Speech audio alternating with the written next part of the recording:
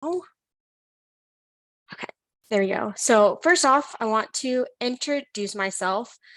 So my name is Amanda Reynolds. I am primarily the WAG rules coordinator. That's probably what you guys will know me mostly as. I am also the TNT coordinator, co-chair for TNT within the NAIGC. So if you have questions about either WAG or TNT, feel free to reach out. I'm more than happy to chat. I do want to, if he's able to, have Stephen introduce himself just so that you can get to know him a little bit as well. Hey guys, I am Stephen Rogers. I am your regional coordinator for this year. I was regional coordinator last year, so some of you guys may have met me last year. I am a Purdue alumni, now work a full-time job in Indianapolis and coordinate for the region on the side. Thank you. And before I forget, if you guys don't mind just popping your name and club in the chat just so that I have that for future records so that we know who all was here and so that we know who to bug about giving the recording to and such, just so that I know who's here. I do want to go over just a couple of like housekeeping things before we get to the main topic of the conversation, which will be talking about their rules changes and like potential changes and stuff like that. So just make sure that Stephen has updated information about your club. So contact info for the officers, and if you guys have social media handles that you guys would like us to follow or tag or stuff like that, that would be super helpful. We're also trying to get information about clubs and what disciplines they offer, and if you guys have any membership requirements, like I know some schools only let students that are at that school to be part of a club sport, just things like that, so that when we get emails from people that are interested or might be in an area nearby a school, we have information and can kind of connect them with the clubs that might be in their area, just to facilitate things on both sides, because obviously we want to increase membership, both for you guys as well as for the organization as a whole. So I'm going to go ahead and screen share some things. So I would just want to make sure you guys are aware of some resources that we do have available to you guys. I'm going to pop, where did the chat go? Pop some links here in the chat that I'm going to show you. All of this will be sent out later as well, but just so you guys have it if you want it. So if you're not aware, we have our registration page. This is where normally like your club officers will register for meets and stuff. But for those who are admins on this registration page for your club, I want to make sure you guys are aware of this My Club page. So I pulled up Penn State just because that's where I'm an alumni of. But you can go in if you have admin access and go in and add the school name, if you have any like nicknames or anything. You can also add information about your practices, what disciplines you guys have, and all of this goes onto a chart on our website. So again, we can help connect individuals that may be looking for a club with clubs that already exist as well. Like I said, this is where you will be able to register for meets. So mine looks a little bit different just because I have admin access. But for the most part, this is where you'll go. If you don't have admin access for this page, either check with your previous officers they can give you access, or if you don't have access or they can't give you access for whatever reason, if you email info@naigc.org, we can help get you set up with the registration information for admin access to this website. Some other helpful resources that you may or may not be aware of, we do have a website, and then with that, under this rules tab, we have each of the different disciplines or subdisciplines that we offer. So here's the WAG rules page. It's not updated for 2022, 2023 yet because we're still finalizing the rules. That's why we're here. But you can see we have here highlighted in orange is where the rules document will be. This will be like the main lifeblood of like all of the rules for the NAIGC. We also, if you weren't aware, have a named skill code of points. So if you submit a skill that may not be in the USAG system, you can submit a video to rules@naigc.org, and that you'll have the ability to get a skill named after you. So right now we have, I believe, 5 skills that are currently named, a few on beam and a few on floor. And so you'll be able to send in a video if you successfully compete it in competition, then you'll be able to get it named after you and put into our code of points to be forever immortalized in the NAIGC. So that's, again, something that you may not be aware of. We also have lots of information under these drop downs. So again, this is still from last year, but helpful charts with all the special requirements, recommended level suggestions, and then all of our policies and various other resources. So if you need anything pertaining to WAG, a lot of the information is probably on this website. We try and keep it pretty updated during the year. But as always, if you have any questions, feel free to reach out to myself or to rules@naigc.org, and we'd be happy to answer your questions. Kind of going off that, we also have our rules Instagram page. So it's NAIGC_rules info. And here we post a lot of helpful, like more quick tips as far as like routine construction or deductions, things like that to keep an eye out for. So we have posts for MAG, WAG, and TNT. So we have MAG Monday, TNT Tuesday, and WAG Wednesday. So you will get posts 3 times a week generally. And we post all sorts of information. So here, a couple weeks ago, we posted progression drills for a front handspring vault. From the very beginning, we have things like sample routines for all of the different levels. Again, these will be getting updated this fall, as well as just helpful element values, because we aren't able to like post a full list of element values just because that does fall under USAG copyright. But by posting it in a format like this, we're able to get around that. So if you're ever questioning or like not sure if what something is valued, a lot of times we may have that on our rules Instagram, and we're looking at trying to get a catalog where you guys can easily find archived posts and such. But again, if you have questions, feel free to reach out. We're all happy to help. Speaking of social media, we have naigc.org/social-media. This is pretty much every Facebook group, social media page, etc. That you could want or need pertaining to the NAIGC. So this is just helpful information if you guys are ever looking for more of a community. We have lots of different groups that are specialized towards each of the different disciplines, as well as some different groups as well. So let me double check. Yes, okay. So that's as far most of the housekeeping things. Does anybody have any questions so far? Feel free to, you can either unmute or put them in the chat if you have any questions.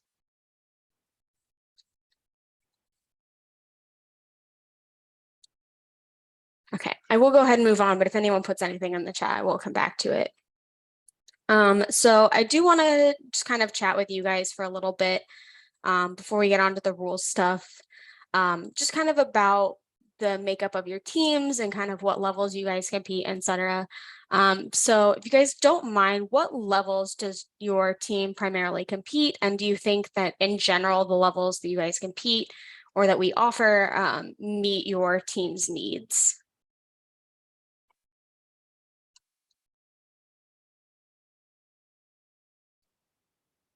And feel free to put stuff in the chat or unmute if you want. Hey, this is Josie from WashU. Okay. It usually depends on the meet, but we almost always offer WAG 7, 8, and 9. Okay.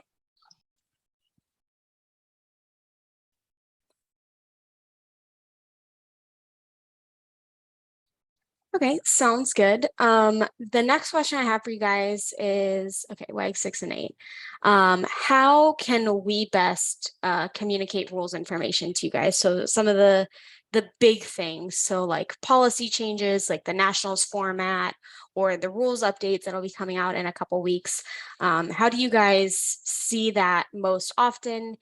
Email, either from like the announcement emails or from the region reps or from social media or from the website? what do you guys see most easily or get the most information from? Emails on social media. Okay. Just making sure that we're communicating with you guys the way that you guys want to be communicated with, because sometimes we don't get as much engagement as we would hope for. Just to double check, do you guys get the announcement emails generally at the beginning of every month on the discussion, or not the discussion, the info at listserv emails? Yes, okay.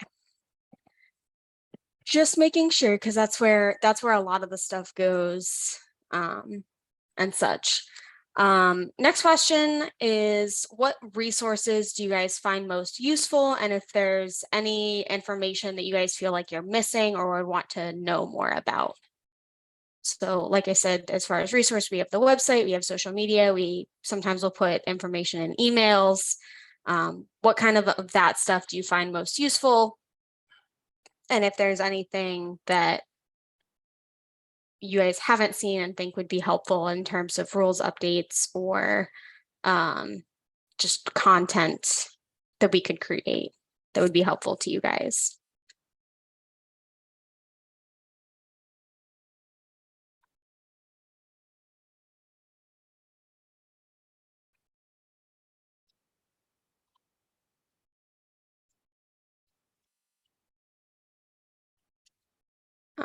Okay, well, if you guys think anything, just let me know.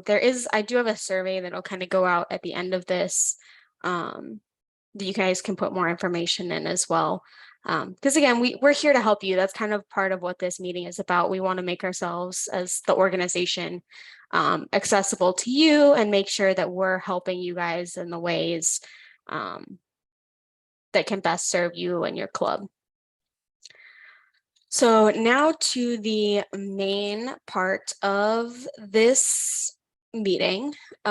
So we want to talk about the potential level offerings for the 2022-2023 season.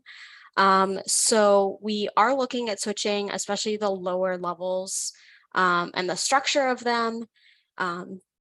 Basically, we figured out after 2022 nationals that 5 levels is not currently sustainable for the organization for several reasons, both from an organization perspective and from a membership perspective.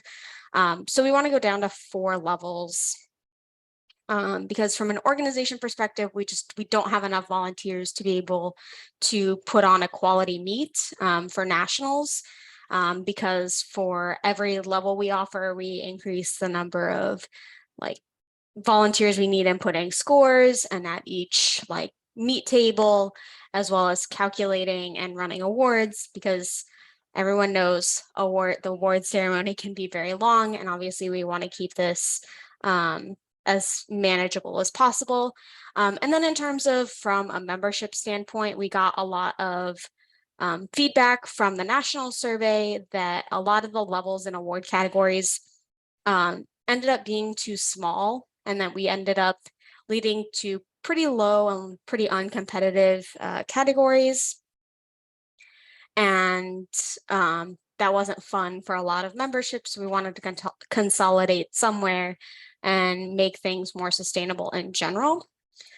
So from a level perspective, what we are looking at probably doing is replacing developmental with Excel Silver, and then replacing level 6 and 7 with Excel Platinum.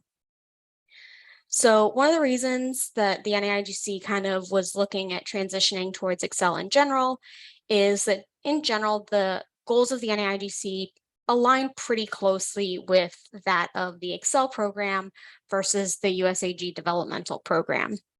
Also the Excel requirements offer a lot more flexibility to allow athletes to compete skills that work in a level that they can perform in a level that works for them. So again, that aligns with the NAIGC's philosophy, and it's pretty much NAIGC could be considered very similar to Excel, just catered towards a different subset of athletes, being more adult and collegiate athletes. And so in that scenario, one of the questions that we've gotten is why we are skipping gold. So if we go Excel Silver to Excel Platinum, obviously for the Excel system in USAG, there would be a level between those. And part of that is we just wanted to keep the barrier of entry to our lowest level as low as reasonably possible. And so we wanted to maintain Excel Silver, which is very, very similar to developmental, which I'll get into in a little bit. But then we also wanted to maintain a level that was kind of similar-ish to level 6, 7, and that is platinum. And in general, for the most part, there isn't too much of a gap between the very top routines that you could compete in silver and the lower routines that you could compete in platinum between that. So I do want to go ahead and I will screen share. We have this document. It's called Old versus New Level Requirements. It should be in the links that I sent if you want to follow along. So first thing I want to talk about is the differences between developmental and silver. So for the most part, there's really not a lot of changes in terms of the special requirements or like the bare minimum requirements. The biggest change probably comes on vault. So instead of our kind of developmental vault system that we kind of came up with on our own, there are 2 standardized Excel Silver vaults. So either a handspring or a half on over the resi turned sideways. We are aware that this is kind of something that gyms may have to get used to, or clubs may have to get used to, and not using the table and having to set up a different vault scenario. And this is something that we're kind of looking into if we were to make this change. I also forgot to mention at the beginning of all of this, as of right now, all of these are potential level changes are not finalized. The initial goals of these meetings in general was kind of get feedback from you guys in terms of what levels you guys think would fit your clubs and the organization as a whole better. I will say internally, the WAG rules team has made decisions and is ready to be making a proposal to the board next week. But for the most part, if the decisions that we've made have kind of aligned with what a lot of the other schools and the other clubs in other regions have talked about. But if you guys do have any questions or concerns, we'd be happy to address them and make sure that we take them into account as we make this proposal to the board next week.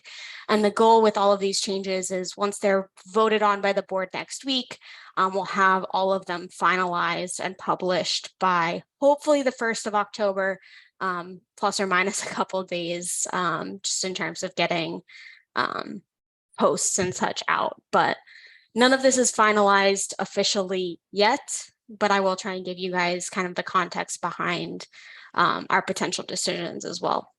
So going back to what I was saying, the Excel Silver vaults are a little bit different. So it's the handspring and a half on over the sideways resi.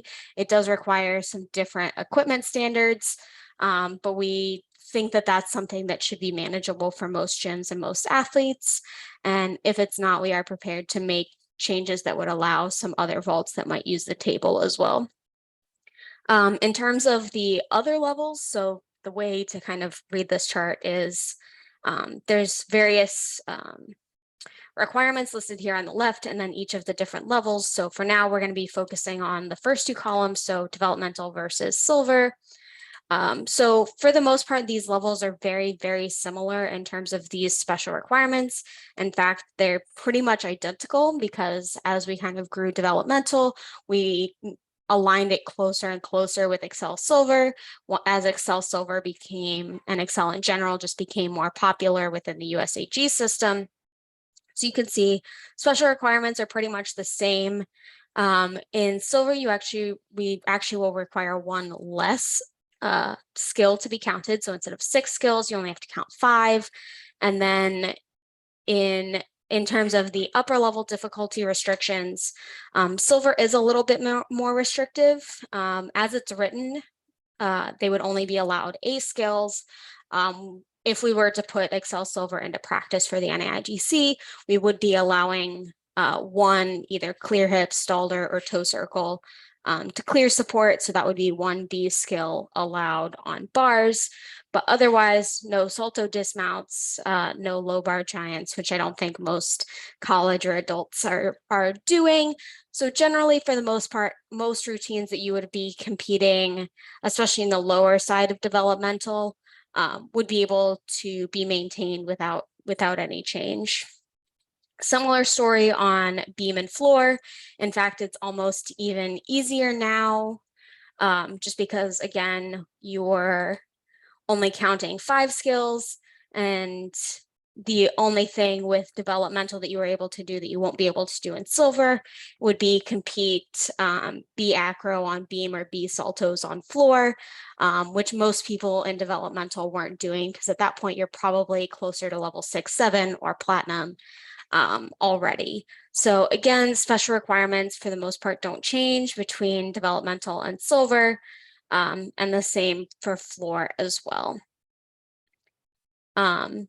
So does anybody have any questions about developmental versus Excel silver?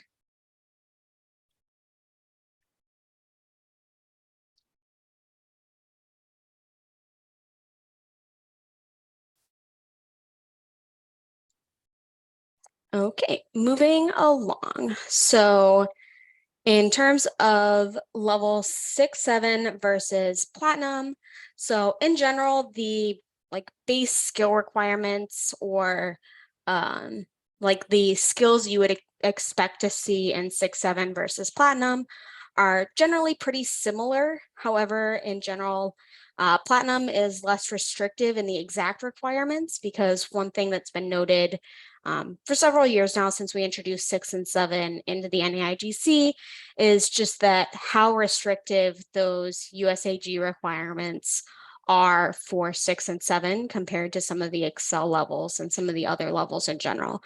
So for example, an old requirement on level 7 floor is functionally USAG wanted you to have round off handspring layout as one of your passes for level 7 floor. It didn't necessarily have to be that, because there are slight modifications that you could make to it to still allow 7, allow you to meet that requirement in 7. However, it is kind of restrictive, considering you could very easily compete 8 without having a round off handspring layout, for example. And so that's one of the reasons that we wanted to kind of look into platinum, is one, it could combine those two levels into one and kind of increase the number of competitors in that level, and therefore make it more competitive, while also just allowing more flexibility and creativity within the rules. So in terms of vault, you can see 6 and 7, you had the 3 options for vault: front handspring, a half on, or Yurchenko timer.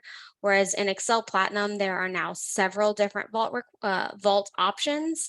So those 3, well, there's also the Yamashita vault option as well, all start out of a 9-7, so it does go down a little bit in terms of start value. However, it does also allow the options for some twisting vaults as well, for platinum compared to 6 and 7. But the difference between like a front handspring and a front handspring full is only 3/10, so not a significant difference, and in general still like a clean front handspring would generally score better than a messy front handspring full. So it's not too much of an incentive to increase the skill value unless you're able to do it cleanly. And again, that should kind of facilitate making sure that scores stay even, while also rewarding those who are doing it really well. As far as 6, 7 versus platinum on bars, the special requirements are actually significantly easier generally for platinum. So with the new USAG rules, level 6, you would have to have a cast above horizontal. Level 7, you would have to have a cast to 45 degrees above horizontal.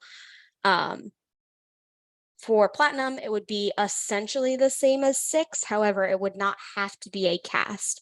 It's just any skill that finishes above horizontal and clear support. So that could be a clear hip, that could be a cast, that could be a giant. All of those would count, whereas in 6 or 7, only the cast version would count. Again, for the circling skill for Excel Platinum, it only has to be a circling skill. It doesn't have to be a clear circling skill. So you could do a back hip circle, a front hip circle, but you could also do a clear hip or a giant. All of that would be allowed. As far as other requirements, Platinum requires a kip, and it just requires a dismount from the high bar, but it does not have to be a salto dismount. So for example, if you picture like the underswing dismount from the low bar, you could do that from the high bar as well, and that would count as a valid dismount in Platinum, whereas it would not count in 6 or 7. So again, the base requirements are significantly easier, but these allowed skill values are actually going to be quite a bit higher. So for what we would be using for Platinum, anything that you would be allowed to compete in 7. So over here you can see clear hip handstand, Stalder circle to handstand, toe circle to handstand, cast handstand, half pirouette, any of the circling skills with a half pirouette. All of those we would be having as allowed skills in Platinum. So you would have the difficulty restrictions of 7, so allowing higher skills, while the bare minimum, like special requirements, would be on the lower end. So kind of allowing that level to encompass a wider skill range and kind of make things more accessible, especially for teams that might be smaller and wanting to compete more people in a single level instead of spreading them out across maybe multiple levels. Similar story for beam, again, where we would be keeping the difficulty like restrictions and allowed skills the same as 7. So AB, all AB skills, and then C dance, an unlimited number, but the special requirements for the most part match 6, if not are a little bit easier than 6. So one of the kind of notable things about Excel is the split requirements that are significantly different than the developmental system, the USAG developmental system. So in 6 and 7, you have to hit 180 degrees for no deduction. However, in the Excel system, the requirement is only 120 degrees. And as long as you hit that 120 degrees, there are no deductions beyond that. So in Excel Platinum, if you were to do an 120 degree split jump, you would get full credit, no deduction. But if you were to do that same split jump in level 6, you'd probably be getting at least 2 to 3 tenths in deduction for not hitting the split, as well as potentially even risking that special requirement if it didn't reach 135 degrees, which is the minimum for credit. So again, full turn is the same. The acro requirement is the same. So you either have to have a non-flight acro series or a singular flight element. So you could either do like cartwheel, or a round off. Either one of those would meet the requirement. And then again, like bars, it just has to be a dismount. It does not have to be a salto dismount to be able to get credit in Platinum. So again, a little bit easier, but you would be able to compete like an unlimited number of C dance if you wanted to. So you could do like switch leap and tuck jump 3/4, which previously wasn't allowed in 7 and definitely wasn't allowed in Platinum. Similar story on the floor. This is a little bit different compared to 6. I would say floor is probably a tiny bit harder than 6, but definitely easier and less restrictive than 7. So again, same difficulty restrictions as 7. So you can do all AB skills, an unlimited number of C dance. Full turn remains the same. Dance passage 150 degrees. The acro requirements are what's a little bit different.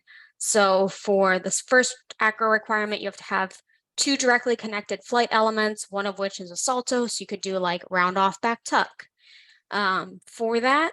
And then the second pass either has to have 2 flight skills, so like round off back handspring, or have a B salto. So you could do like an isolated front pike would count for that requirement. But again, that is easier than, these are the new restrictions or new requirements for USAG level 7. And generally, for the most part, I believe most people that would be competing either 6 or 7 in the past would be able to compete the Excel Platinum requirements without too much issue. That was a lot. Does anybody have any questions on changing 6-7 to Platinum? By Stephen. Does anybody have any questions before I move on to our last topic of discussion? Okay.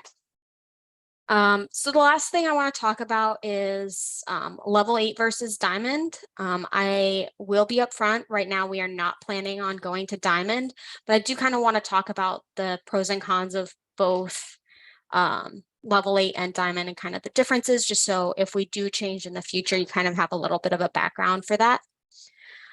So in general, the special requirements for Excel Diamond are actually closer to level 7, but the upper end restrictions for Excel Diamond are actually higher than 8. So you can, in Excel Diamond, you are able to compete an unlimited number of like any number of C skills, dance, acro, etc., as well as 1 D skill on every event.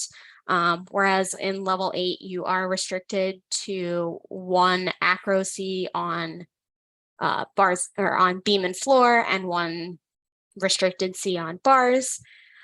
So the upper end, like the highest level you could do in diamond is a little bit higher than level 8, but the requirements for 8 are a little bit more difficult comparatively. So on the very first page is kind of a comparison chart. In general, the things that are kind of the same across all events. In level 8, you're required to count 4 A's and 4 B's. And in Excel Diamond, you only need to count, hold on, I need to 5 A's and 2 B's. You count 1 less skill and 2 fewer B's. So making that a little bit easier. And then across the board, in general, most people would find the requirements for Diamond a little bit easier. So for bars, your additional B skill doesn't need to have flight or turn. So that's one of the requirements for level 8, but is not the case for diamond. And that for the dismounts, they can be non-salto skill. The split requirements are a little bit easier in Excel Diamond, kind of like what we just talked about with Platinum. It's only 150 degrees instead of 180 degrees. Floor is a little bit different, and I will click over here to kind of show those differences. So there are 2 requirements in Excel Diamond that are different or more difficult, could be perceived as more difficult than level 8. So Diamond does require a B turn on 1 foot, so like a 1.5 turn or a full turn with your leg at horizontal. And it does require 1 B salto that is not specifically required in level 8. I would argue most people that are competing level 8 either already have these in their routine or would be able to relatively easily add them to their routine, but it is something that is noticeably different between that. But with that change, you would not have to have the connected saltos. You only have to have 2 different saltos in the routine instead of 3. Otherwise, for the most part, diamond requirements kind of align closer to level 7. So the acro series requirement on beam is the same as level 7. The salto or aerial dismount is the same, et cetera, et cetera. Like I said, we're not currently planning on changing. We're planning on keeping level 8 for this year. Again, it's not finalized yet, but that is what is being proposed to the board, along with Excel Silver, Excel Platinum 8, and then keeping level 9 as is as well. So I did just kind of want to touch on that just in case as we kind of go down the line, we look to make those changes, but we did want to kind of feel out from you guys and see if you guys have any thoughts or opinions on any of these level changes or what you guys think would be most beneficial to your clubs or to the organization as a whole? Or just questions about what I talked about, because I talked about a lot of stuff.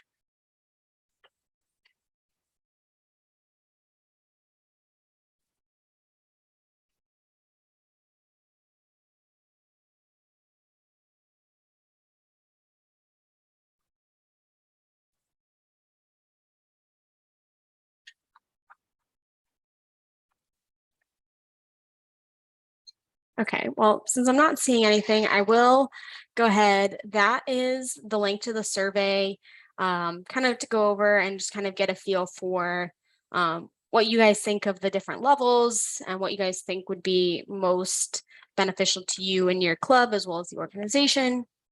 And that'll just help us get both some quantitative and some qualitative data as we make this board presentation to make sure you guys feel like your thoughts and opinions are like valued and make sure that they're taken into account as we make these changes, because again, we want to make sure that we're doing things that are in the best interest to you guys as the membership.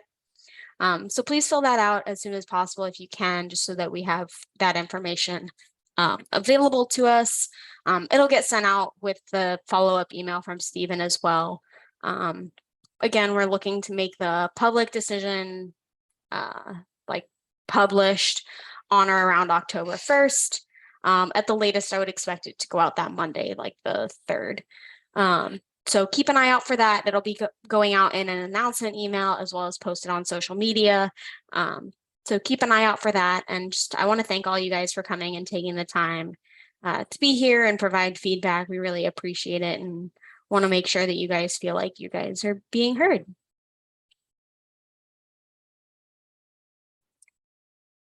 Yep, of course. And Thank again, yeah, this will be recorded. So if you guys have any questions, feel free to email me and send me stuff. Otherwise, have a great rest of your day, guys.